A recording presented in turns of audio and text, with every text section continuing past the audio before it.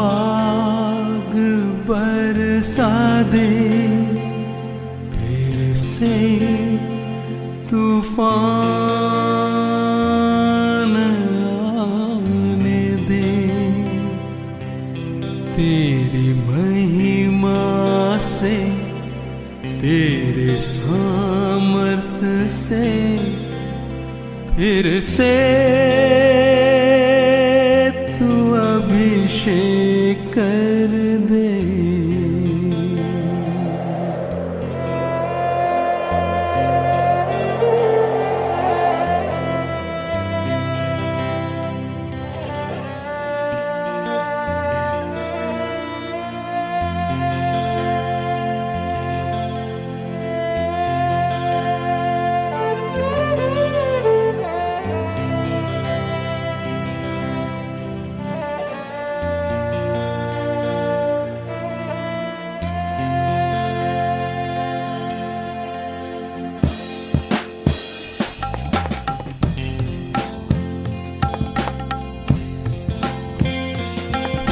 से वो आग बरसा दे, फिर से तूफान आने दे।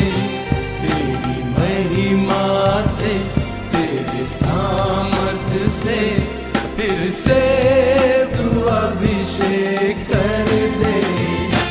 फिर से वो आग बरसा दे, फिर से तूफान आने दे। तेरी महिमा से, तेरे सामर्थ्य से फिर से तू अभिषेक कर दे।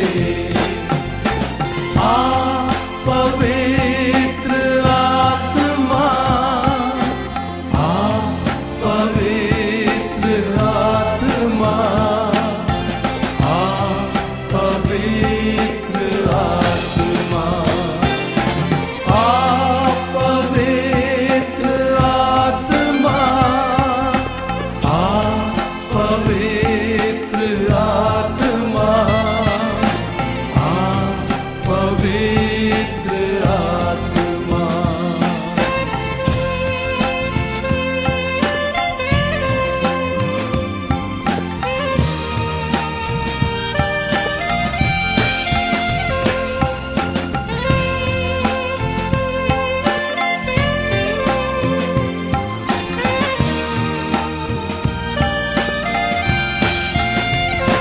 बहने दे उस हवा को, झूले हर एक दिल को। तेरा दर्शन हमें मिले, करते हैं प्रार्थना तुझसे।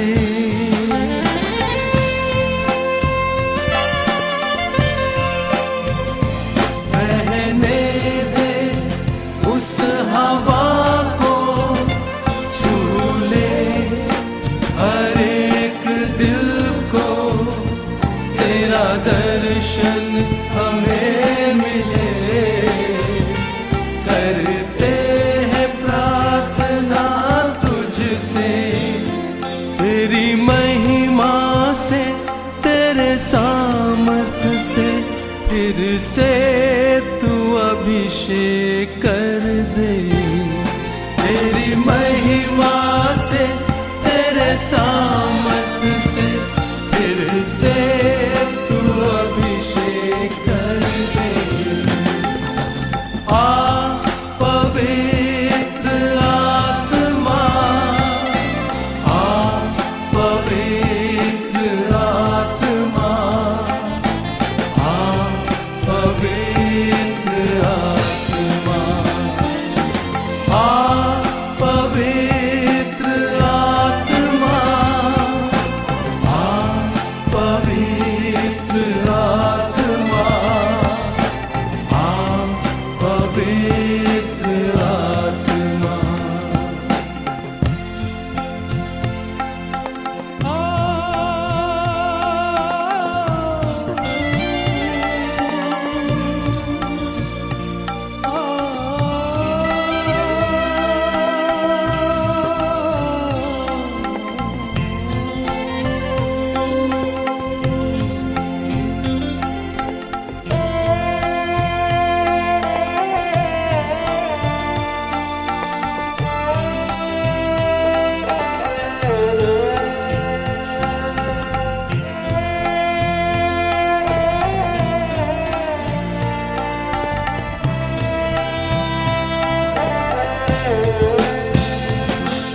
बदल दे मेरे मन को, दे आशीष इस जीवन को, तेरी करुणा हम पे बरसे, अपने मार्ग पे चला हमको।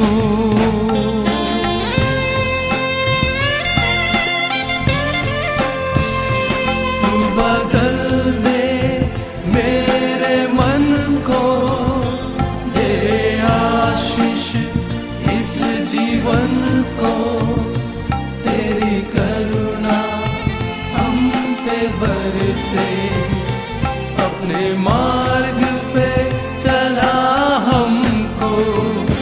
तेरी महिमा से, तेरे सामर्थ से, फिर से तू अभिषेक कर दे। तेरी महिमा से, तेरे सामर्थ से, फिर से तू अभिषेक कर दे। आ पवित्र आत्मा, आ पवित्र आत्मा, आ पवित्र आत्मा, आ पवित्र आत्मा, आ पवित्र आत्मा, आ पवित्र आत्मा। से वो आग बरसा दे, फिर से तूफान आने दे, तेरी महिमा से, तेरे सामर्थ से, फिर से तू अभिषेक कर दे।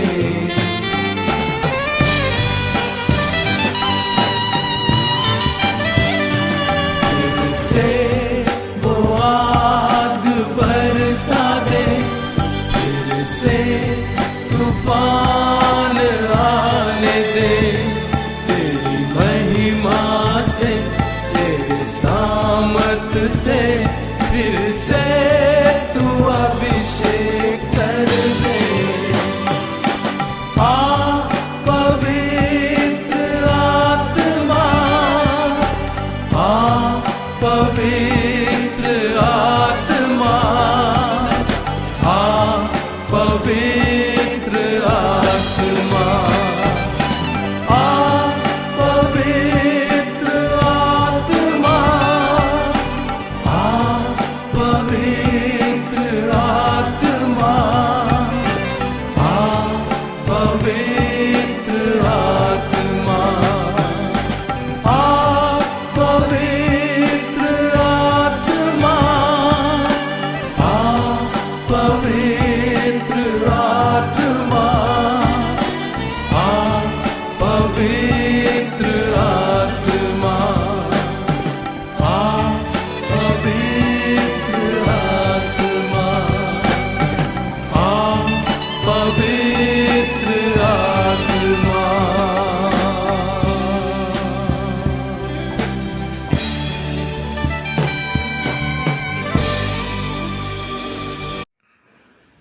ઈશ્વર પિતાનો અત્યારે હું આભાર માનું છું, ઈશ્વર પિતાની સ્તુતિ કરું છું કે પરમેશ્વરે મને જે તક આપી કે ગુજરાત ડાયોસિસની જે ઓનલાઈન બાઇબલ સ્ટડી ચાલી રહી છે એની અંદર પ્રભુનું વચન હું પુકારી શકું, એ તક પરમેશ્વરે આપી માટે ઈશ્વર પિતાનો હૃદયના ઊંડાણથી અત્યારે આભાર માની રહ્યો છું।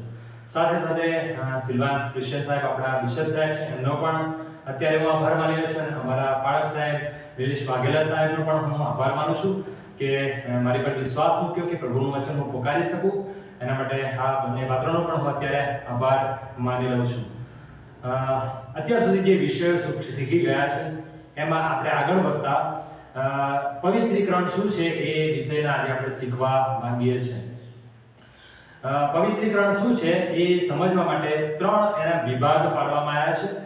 એક તો પહેલો એ છે કે પવિત્રીકરણ શું છે, બીજો મુદ્દો છે કે પવિત્રીકરણનો આધાર એટલે કે એક ઉદ્ધાર પામેલી વ્યક્તિને ક્યાંથી પવિત્રીકરણ માટે મદદ મળી શકે એ, અને ત્રીજો જે મુદ્દો છે પવિત્રીકરણ શા માટે એટલું અગત્યનું છે, કેમ જરૂરી છે, એ ત્રણ મુદ્દા સાથે આપણે પવિત્રીકરણને સમજવાનો પ્રયત્ન કરીશું.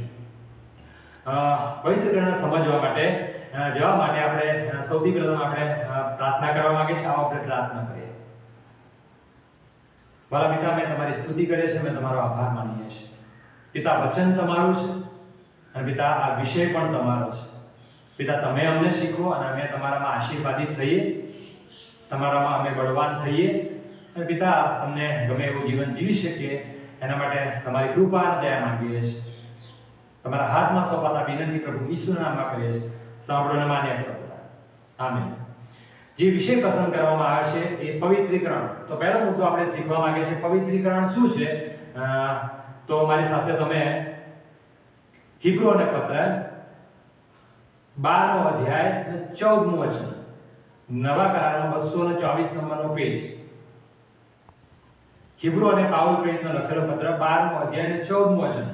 ત્યાં પ્રભુના વચનમાં આ પ્રમાણે નોંધવામાં આવ્યું છે: સગડાની સાથે શાંતિથી વર્તો અને પવિત્રતા કે જેના વગર કોઈ માણસ પ્રભુને દેખશે નહીં તેને ધોરણે તમે ચાલો. પ્રભુનું વચન તમને આ જગ્યાએ શું શીખવાડી રહ્યું છે પવિત્રીકરણના અનુસંધાનમાં? તો શું કહે છે? સગડાની સાથે શાંતિથી વર્તો અને પવિત્રતા કે જેના વગર કોઈ માણસ પ્રભુને દેખશે નહીં તેને ધોરણે તમે ચાલો. એટલે કે પવિત્ર આચરણ કરવાના સંદર્ભમાં મને અને તમને આ પ્રભુનું વચન અહીં ગાડી શીખવાડી રહ્યું છે. બીજો જે શાસ્ત્ર પાઠ છે પહેલો પિત્તર પહેલો અધ્યાય 14 થી 16 વચન, નવા કરારમાં 230 નંબરનો પેજ. ત્યાં 14મા વચનમાં આ પ્રમાણે નોંધવામાં આવ્યું છે: આજ્ઞાકિત છોકરા જેવા થાઓ અને તમારી પૂર્વની અજ્ઞાન અવસ્થામાં રાખેલી દુર્વાસનાની રૂએ ન વળતો. 15મું વચન: પણ જેણે તમને તેડ્યા છે તે જેવો પવિત્ર છે તેવા તમે પણ સર્વ પ્રકારના આચરણમાં પવિત્ર થાઓ. 16મું વચન: કેમ કે લખેલું છે કે હું પવિત્ર છું માટે તમે પવિત્ર થાઓ. શું શીખવાડ્યું પ્રભુના વચનની અંદર મને તમને? તો શું કહે છે? આજ્ઞાકીય છોકરા જેવા થવું. પછી શું કહે છે? જેણે તમને તેડ્યા છે, એટલે કે ઈશ્વરે આપણને તેડું આપ્યું છે, તે જેવા પવિત્ર છે તેવા તમે પણ સર્વ પ્રકારના આચરણમાં પવિત્ર થાઓ. પ્રભુનું વચન સ્પષ્ટ શીખવાડી રહ્યું છે. પવિત્રીકરણ શું છે? તો કે છે પવિત્ર જીવન જીવવું અને પવિત્ર આચરણમાં આગળ વધવું.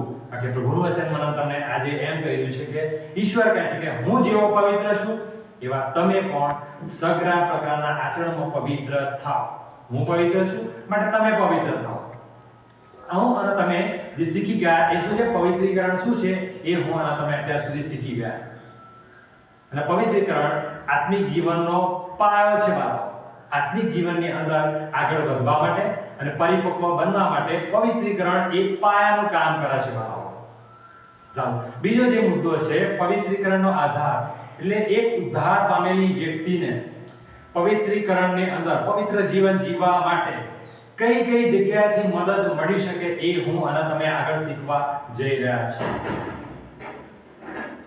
કઈ કઈ જગ્યાએથી મદદ મળે એના અનુસંધાનમાં પ્રભુના વચનમાંથી હું અને તમે શીખવા માંગીએ છીએ. તો પ્રભુના વચનમાં જે જે મુદ્દા કહેવામાં છે એ તમારી આગળ શેર કરું છું. એક તો પવિત્રીકરણ માટે પહેલો મુદ્દો ઈસુ ખ્રિસ્તનું લોહી, બીજું છે ઈસુ ખ્રિસ્ત પોતે, ત્રીજું છે પવિત્ર આત્મા, ચોથું છે ઈશ્વર પોતે અને પાંચમું છે પ્રભુનું વચન. અને આના અનુસંધાનમાં હું અને તમે વચનમાં જવા માંગીએ છીએ. પહેલું ઈસુનું લોહી, એના અનુસંધાનમાં પ્રભુનું વચન શીખવા માંગીએ છીએ. હિબ્રુઓને પત્ર 13મો અધ્યાય 12મું વચન શું કહે છે? ત્યાં વચનમાં આ પ્રમાણે: માટે ઈસુએ પણ પોતાના જ રક્તથી લોકોને પવિત્ર કરવા સારું દરવાજા બહાર મરણ સહ્યું. ઈસુ ખ્રિસ્તે જે પોતાનું બલિદાન આપ્યું એના અનુસંધાનમાં પ્રભુનું વચન મને તમને શું કહી રહ્યું છે? પોતાના જ રક્તથી લોકોને પવિત્ર કરવા સારું દરવાજા બહાર મરણ સહ્યું. એનો મતલબ એવો થાય વાલાઓ, એ ઉદ્ધાર પામેલી વ્યક્તિને પવિત્રીકરણમાં જો આગળ વધવું હોય અથવા પરિપક્વ બનવું હોય તો ઈસુ ખ્રિસ્તના લોહીની બહુ અગત્યતા છે બાળકો. કારણ કે ઈસુનું લોહી મને શુદ્ધ કરી શકે છે, મને પવિત્ર કરી શકે છે બાળકો. બીજો જે મુદ્દો છે ઈસુ ખ્રિસ્ત પોતે, એના અનુસંધાનમાં પ્રભુનું જે વચન છે તીતસને લખેલો પાઉલ પ્રેરિતનો પત્ર 2 અધ્યાય અને 14મું વચન, નવા કરારમાં 213 નંબરનું પેજ. પ્રભુનું વચન ત્યાં આ પ્રમાણે કહે છે, તેણે આપણે સારું પોતાનું સ્વાપર્ણ કર્યું. કોણે? તો કે ઈસુ ખ્રિસ્તે આપણે સારું પોતાનું સ્વાપર્ણ કર્યું, જેથી સર્વ અન્યાયથી તે આપણો ઉદ્ધાર કરે, આપણને પાપોની માફી મળે. ઈસુ ખ્રિસ્તના બલિદાન દ્વારા પ્રભુનું વચન મને તમને આ જગ્યાએ શીખવાડી રહ્યું છે. અને આપણને પવિત્ર કરીને પોતાને સારું ખાસ પ્રજા તથા સર્વ સારા કામ કરવાને આતુર એવા લોકો તૈયાર કરે. ઉદ્ધાર પામેલી વ્યક્તિ માટે બહુ મહત્વનો મુદ્દો છે વાલાઓ, કે ઈસુ ખ્રિસ્તની પાસે જાય, જ્યારે પણ પાપ થાય ઈસુ ખ્રિસ્તની પાસે જાય, જ્યારે પણ ભૂલ થાય ઈસુ ખ્રિસ્તની પાસે જાય, જેથી કરીને એ પવિત્રીકરણની પ્રક્રિયામાં એ મજબૂત થઈ શકે.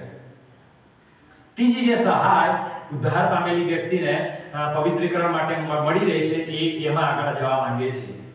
અને મારી સાથે તમે કાઢો પ્રભુના વચનમાં 1 કોરિન્થીયોને પત્ર 6ઠો અધ્યાય 11, 10 અને 11 વચન. ત્યાં 10મા વચનમાં પ્રભુનું વચન આ પ્રમાણે કહે છે, ચોરો, લોભીઓ, છાટકા, નિંદકો તથા જુલમથી પૈસા પડાવનારાઓને દેવના રાજ્યનો વારસો મળશે નહીં. 11મું વચન એમ કહે છે, વળી તમારામાંના કેટલાય એવા હતા, પણ તમે પ્રભુ ઈસુને નામે તથા આપણા દેવના આત્માથી શુદ્ધ થયા અને પવિત્રીકરણ તથા ન્યાયકરણ પામ્યા. પાઉલ પ્રેરિત કોરિન્થીયોને પત્ર લખતા આ પ્રમાણે કહે છે કે તમે પહેલા કેવા હતા? પાપમાં જીવન જીવતા હતા. પણ શું થયું? 11મા વચનમાં લખ્યું છે એ પ્રમાણે, વળી તમારામાંના કેટલાય એવા હતા, પણ તમે પ્રભુ ઈસુને નામે તથા આપણા દેવના આત્માથી શુદ્ધ થયા. પ્રભુનું વચન મને તમને આ જગ્યાએ એવું શીખવાડી રહ્યું છે કે ઉદ્ધાર પામેલા વ્યક્તિને પ્રભુનો આત્મા, ઈશ્વરનો આત્મા, પવિત્ર આત્મા, દેવ, પ્રભુનું વચન મને તમને એમ કહે છે, વચનમાં જેમ લખવામાં આવ્યું છે એમ, કે તમારું શરીર એ જીવતા દેવનું મંદિર છે અને તમારી અંદર દેવનો આત્મા આવીને વસે છે, જેથી કરીને પવિત્રીકરણની અંદર, પ્રક્રિયાની અંદર પવિત્ર આત્મા દેવ પોતે મને અને તમને સહાય અને મદદ કરી શકે. પહેલો મુદ્દો શું છે? ઈસુ ખ્રિસ્તનું લોહી મને તમને શુદ્ધ અને પવિત્ર કરી શકે છે. બીજો મુદ્દો, ઈસુ ખ્રિસ્ત પોતે મને તમને શુદ્ધ અને પવિત્ર કરી શકે છે. અને ત્રીજું છે પવિત્ર આત્મા. અને ચોથો જે મુદ્દો છે, ઈશ્વર મને તમને પવિત્ર જીવન જીવવા અને પવિત્ર કરવા મદદ કરી શકે છે. એના માટે પ્રભુના વચનમાં જવા માંગીએ છીએ. પહેલો થેસલોનિકીનો પત્ર 5મો અધ્યાય 23 અને 24નું વચન, નવા કરારમાં 204 નંબરનો પેજ. 23મા વચનની અંદર આ પ્રમાણે નોંધવામાં આવ્યું છે, હવે શાંતિનો દેવ પોતે તમને પૂરા પવિત્ર કરો. શું કીધું પ્રભુના વચને મને તમને આજે? પવિત્રીકરણની પ્રક્રિયાની અંદર આગળ વધવા માટે અથવા ટકી રહેવા માટે અથવા પરિપક્વ થવા માટે. તો કહે છે, હવે શાંતિનો દેવ પોતે તમને પૂરા પવિત્ર કરો અને આપણા પ્રભુ ઈસુ ખ્રિસ્તના આવતા સુધી તમારો આત્મા, પ્રાણ તથા શરીર સંપૂર્ણ તથા નિર્દોષ રાખવામાં આવો. 24મું વચન, જે તમને આમંત્રણ આપે છે તે વિશ્વસનીય છે, તે એમ કરશે. એનો મતલબ એવો થાય આ પ્રભુના વચનમાં, મને અને તમને ઈશ્વર પોતે પવિત્રીકરણની પ્રક્રિયાની અંદર મદદ કરી શકે છે. અને પવિત્રીકરણની અંદર પ્રક્રિયામાં મદદ કરી અને આત્મિક જીવનમાં પરિપક્વ બનવા માટે ઈશ્વર પોતે મને અને તમને સહાય કરી શકે છે. પાંચમો જે મુદ્દો છે, પાંચમી જે સહાય છે, એ સહાય તરફ હું અને તમે જવા માંગીએ છીએ. નવા કરારની અંદર બીજો તિમોથીને લખેલો પત્ર 3જો અધ્યાય 16 અને 17 વચન, 211 નંબરના પેજ. બીજો તિમોથીને પાઉલ પ્રેરિતનો લખેલો પત્ર 3જો અધ્યાય 16 અને 17 વચન. ત્યાં 16મા વચનમાં આ પ્રમાણે નોંધવામાં આવ્યું છે, દરેક શાસ્ત્ર ઈશ્વર પ્રેરિત છે. વચન હું તમે જોવા માંગીએ છીએ, વચન કેવી રીતે શુદ્ધ કરી શકે અને વચન કેવી રીતે પવિત્ર કરી શકે. દરેક શાસ્ત્ર ઈશ્વર પ્રેરિત છે, તે બોધ, નિષેધ, સુધારા અને ન્યાયપણાના શિક્ષણને અર્થે ઉપયોગી છે. 17મું વચન, જેથી દેવનો ભક્ત સંપૂર્ણ તથા સર્વ સારા કામ કરવાને સારું તૈયાર થાય. પ્રભુનું વચન મને તમને આજે શું શીખવ્યું છે? તિમોથીને પત્ર લખતા પાઉલ પ્રેરિત એમ કહે છે, શું કહે છે? પ્રભુનું વચન કેવું છે? ઈશ્વર પ્રેય છે, પ્રભુએ આપેલું છે. અને એ બોધ એટલે કે કેવી સારી બાબત આપણને શીખવે છે. નિષેધ એટલે કે કશું નથી કરવાનું એ મને તમને શીખવે છે. સુધારા એટલે માણસે કઈ કઈ જગ્યાએ સુધારા કરવાના છે એ મને તમને શીખવે છે. અને ન્યાયપણાના શિક્ષણને અર્થે એટલે કે એક વ્યક્તિ કે જેણે ઈસુ ખ્રિસ્તનો સ્વીકાર કર્યો છે એ ન્યાય કેવી રીતે થઈ શકે એ બાબત માટે પ્રભુનું વચન મને તમને શીખવી રહ્યું છે. જે મુદ્દા હું અને તમે જોઈ ગયા. પ્રથમ મુદ્દો ઈસુ ખ્રિસ્તનું લોહી મને તમને પવિત્રીકરણની પ્રક્રિયાની અંદર મદદ કરી શકે. બીજું ઈસુ ખ્રિસ્ત પોતે, પવિત્ર આત્મા દેવ પોતે, ઈશ્વર પોતે અને પ્રભુનું વચન એક ઉદ્ધાર પામેલી વ્યક્તિને મદદ કરી શકે છે પવિત્રીકરણની પ્રક્રિયાની અંદર આગળ વધવા માટે અને પરિપક્વ જીવન જીવવા માટે. બીજું એક વચન છે, વચનના કોન્ટેક્સ્ટમાં એ પણ હું તમારી આગળ વાંચવા માંગુ છું કારણ કે બહુ મહત્વનું વચન છે મારો. યોહાનની લખેલી સુવાર્તા 17મો અધ્યાય 16 અને 17 વચન 109 નંબરના પેજ પર 16મા વચનમાં આ પ્રમાણે નોંધવામાં આવ્યું છે, જેમ હું જગતનો નથી તેમ તેઓ જગતના નથી. ઈસુ ખ્રિસ્ત ઈશ્વરને પ્રાર્થના કરતા શિષ્યોના માટે એવું કહી રહ્યા છે. ઈશ્વરને એમ કહે છે કે જેમ હું જગતનો નથી તેમ તેઓ એટલે કે શિષ્યો જગતના નથી. 17મું વચન બહુ મહત્વનું વચન. શું કહે છે?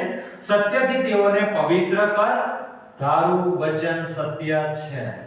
શું કીધું? સત્યથી એટલે વચનથી તેઓને પવિત્ર કર અને તારું વચન સત્ય છે. એનો મતલબ એવો થાય કે પ્રભુનું વચન આ જગ્યાએ એક ઉદ્ધાર પામેલી વ્યક્તિને પવિત્ર જીવન જીવવા માટે, પવિત્રીકરણની પ્રક્રિયામાં આગળ વધવા માટે અને વિશ્વાસમાં વધવા અને મજબૂત થવા માટે પ્રભુનું વચન મને અને તમને મજબૂત કરી શકે છે અને મદદ કરી શકે છે. એક બીજો મુદ્દો પણ છે કે જે બહુ મહત્વનો છે, એ પણ હું અને તમે શીખવા માંગીએ છીએ. કયા કયા મુદ્દા છે? પવિત્રીકરણની પ્રક્રિયામાં મજબૂત થવા માટે અને આગળ વધવા માટે કઈ કઈ જગ્યાએથી મદદ મળે? તો પહેલો મુદ્દો ઈસુ ખ્રિસ્તનું લોહી, ઈસુ ખ્રિસ્ત પોતે, પવિત્ર આત્મા દેવ, ઈશ્વરનું વચન અને સૌથી મહત્વનો મુદ્દો એ હું અને તમે આજે જોવા માંગીએ છીએ, માણસ પોતે. કેવી રીતે? પ્રભુનું વચન આપણે જોવા માંગીએ છીએ. યાકૂબનો લખેલો પત્ર પહેલો અધ્યાય 22 થી 25 વચન. શું કહે છે પ્રભુનું વચન ત્યાં? યાકૂબનો પત્ર પહેલો અધ્યાય 22 થી 25 વચન. ત્યાં 22મી કલમની અંદર આ પ્રમાણે નોંધવામાં આવ્યું છે, પણ તમે વચનના પાળનારા થાઓ. વચન કોણ પાળશે? બરાબર છે, માણસ. પ્રભુનું વચન છે પણ તમે વચનના પાળનારા થાઓ, પોતાને છેતરીને કેવળ સાંભળનારા જ નહીં. એનો મતલબ એવો થાય કે એક ઉદ્ધાર પામેલી વ્યક્તિની રિસ્પોન્સિબિલિટી એ છે કે એને વચન પાળવું પડે. અને પ્રભુનું વચન એમ કહે છે કે ફક્ત સાંભળનારા નહીં પણ એ વચનને પાળનારા થાઓ. એવું પ્રભુનું વચન મને અને તમને આજે શીખવી રહ્યું છે. તે જ વચન શું કહે છે? કેમ કે જે કોઈ માણસ વચન પાળનાર નથી પણ કેવળ સાંભળનાર છે તે પોતાનો સ્વાભાવિકમાં આસીમાં જોનાર માણસના જેવો છે. 24 વચન. કેમ કે તે પોતે પોતાને જુએ છે પછી ત્યાંથી ખસી જાય છે, એટલે તે પોતે કેવો હતો અને એ તરત ભૂલી જાય છે. 25મું વચન. પણ જે છૂટાપણાના સંપૂર્ણ નિયમમાં નિહાળીને પોતાને જુએ છે અને એમાં રહે છે, જે સાંભળીને ભૂલી જનાર નહીં પણ કામ કરનાર થાય છે, તે જ માણસ પોતાના વ્યવહારમાં ધન્ય થશે. પ્રભુનું વચન મને અને તમને બહુ સ્પષ્ટ શિક્ષણ વાળાઓ આપે છે કે મારે અને તમારે પણ પ્રભુના વચનની અંદર રહી અને પ્રભુને આધીન થવાનું છે. ત્યારે જ પ્રભુનું વચન આ જગ્યાએ એમ કહે છે કે એ માણસ એ ધન્ય એટલે કે આશીર્વાદિત થશે. વાહ, બહુ સ્પષ્ટ સમજણ હું અને તમે અત્યારે લઈ રહ્યા છે. એક માણસની પણ રિસ્પોન્સિબિલિટી છે કે પવિત્રીકરણની પ્રક્રિયાની અંદર એ પોતાનો ભાગ આપી શકે અને એ આધીન રહી અને પવિત્રીકરણની અંદર આગળ વધી શકે. બીજું જે વચન છે માણસના કોન્ટેક્સ્ટમાં એ પણ હું અને તમે જોવા માંગીએ છીએ. યાકૂબનો લખેલો પત્ર 4થો અધ્યાય 7 અને 8 વચન. નવા કરારમાં 228 નંબરના પેજ પર યાકૂબનો લખેલો પત્ર 4થો અધ્યાય 7 અને 8 વચન. ત્યાં 7મા વચનમાં આ પ્રમાણે નોંધવામાં આવ્યું છે, માટે તમે દેવને આધીન થાઓ પણ શૈતાનને સામા થાઓ. શું કીધું પ્રભુના વચને? દેવને આધીન થવાનું છે પવિત્રીકરણની પ્રક્રિયાની અંદર, અને શૈતાનની સામા થવાનું છે. પ્રભુનું વચન મને તમને ઘણી શિખામણ આપી રહ્યું છે બાળકો, એક માણસને શિખામણ આપી રહ્યું છે બાળકો. ત્યારે જ હું અને તમે પવિત્રીકરણની પ્રક્રિયામાં એ આગળ વધી અને પરિપક્વ થઈ શકીશું. 8મું વચન શું કહે? તમે દેવની પાસે જાઓ એટલે તે તમારી એટલે કે દેવ તમારી પાસે આવશે. ઓ પાપીઓ, તમે તમારા હાથ શુદ્ધ કરો, અને ઓ બે મનવાળાઓ, તમે તમારા મન પવિત્ર કરો. પ્રભુનું વચન મને અને તમને સ્પષ્ટ આ જગ્યાએ શિખામણ આપે છે. એટલે કે એક માણસની પણ રિસ્પોન્સિબિલિટી એટલી છે કે એને પ્રભુના વચનમાં રહેવાનું હોય અને આગળ વધવાનું હોય, પરિપક્વ થવાનું હોય.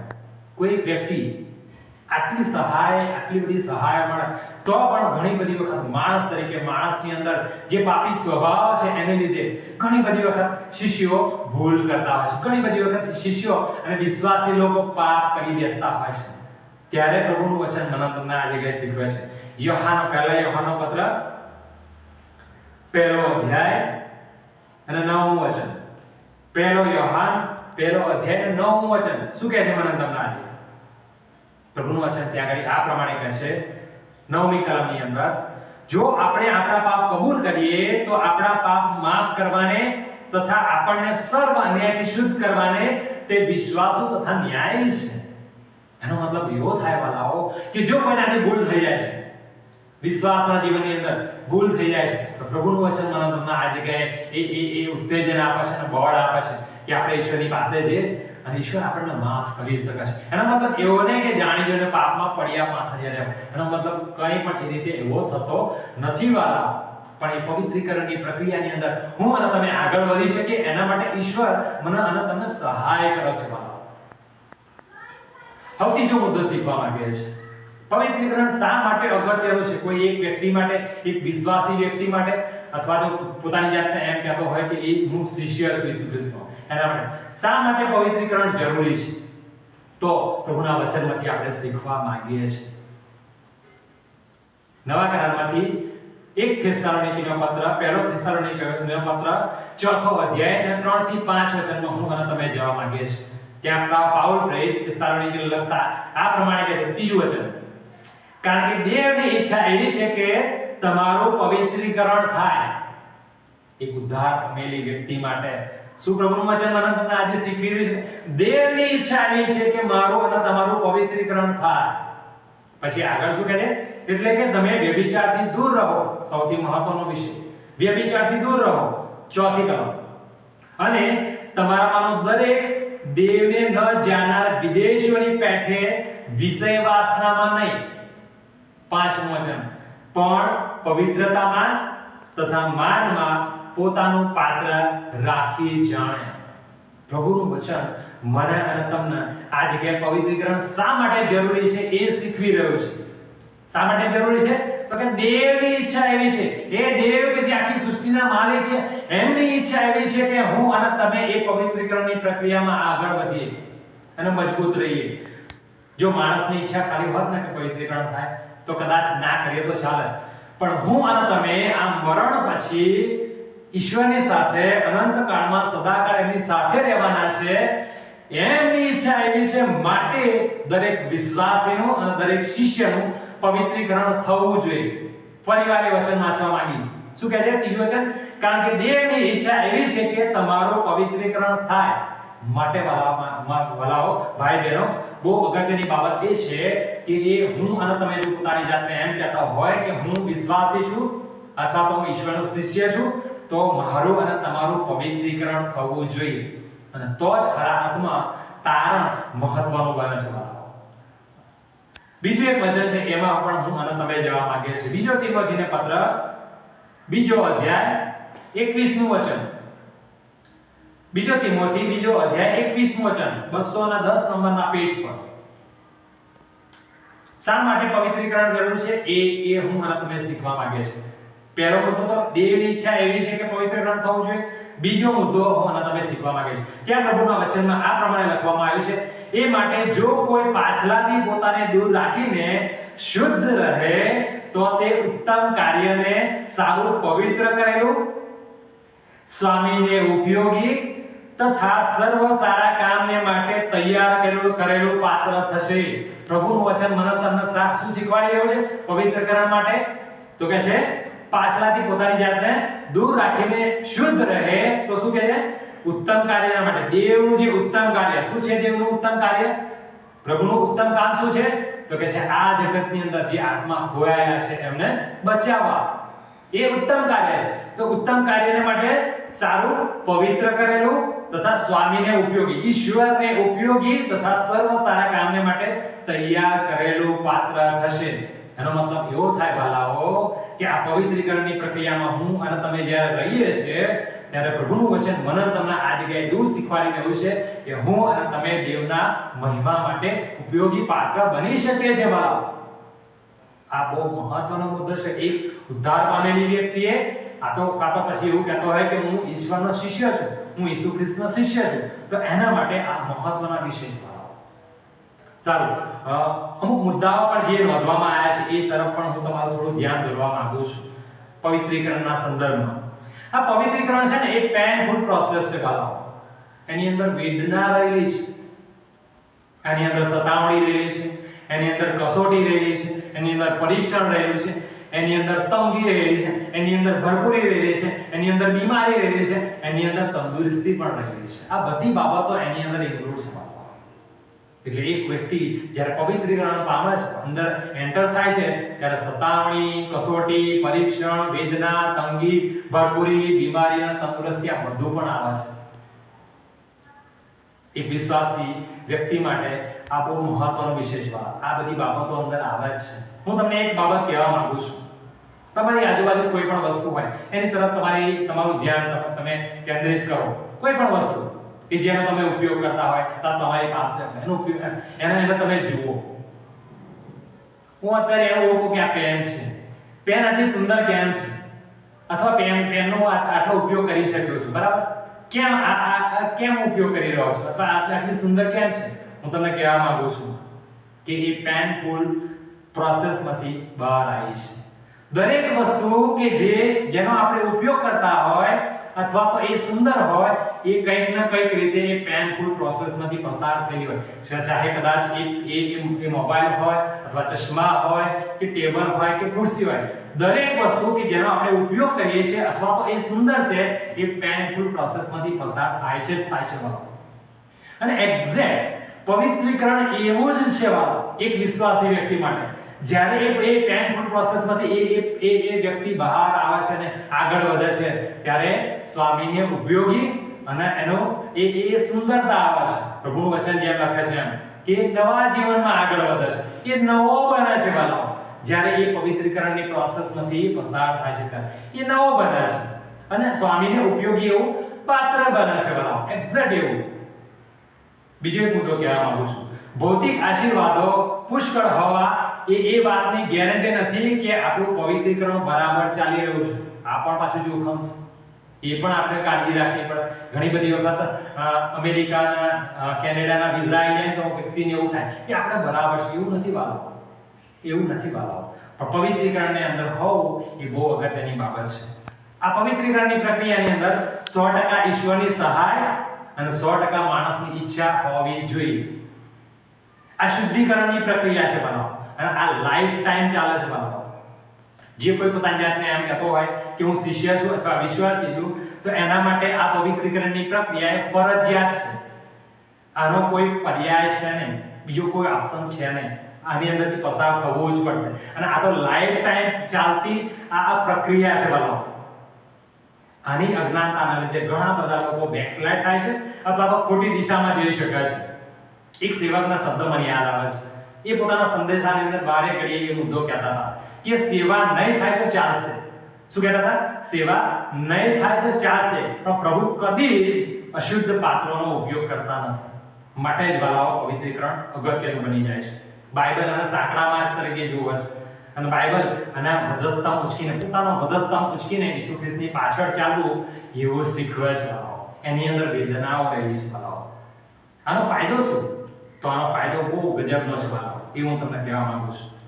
ઈશ્વર સાથે અનંત સંબંધમાં હું અને તમે રહીએ છીએ. આ પવિત્રીકરણનો ફાયદો શું? તો કે ઈશ્વર સાથેના એ અનંત સંબંધની અંદર હું અને તમે કાયમ રહીએ છીએ અને ઈશ્વરના માટે, ઈશ્વરના મહિમા માટે હું અને તમે ઉપયોગી પાત્ર બનીએ છીએ. વાળો પ્રશ્ન એ છે વાળો, પોતાની જાતને પૂછવાનો પ્રશ્ન આજે એ છે વાળો કે શું હું ખાલી વિશ્વાસી છું કે હું એ પવિત્રીકરણની પ્રોસેસની અંદર છું અથવા આગળ વધી રહ્યો છું કે કેમ? પોતાની જાતને પૂછવાનો પ્રશ્ન આ છે વાળો. આ બાબતો સમજવા અને આગળ વધવા ઈશ્વર આપણને સહાય અને મદદ કરે. આમેન. આપણે પ્રાર્થના કરવા માંગીએ છીએ. મારા પિતા, અમે તમારી સ્તુતિ કરીએ છીએ, તમારો ધન્યવાદ કરીએ છીએ.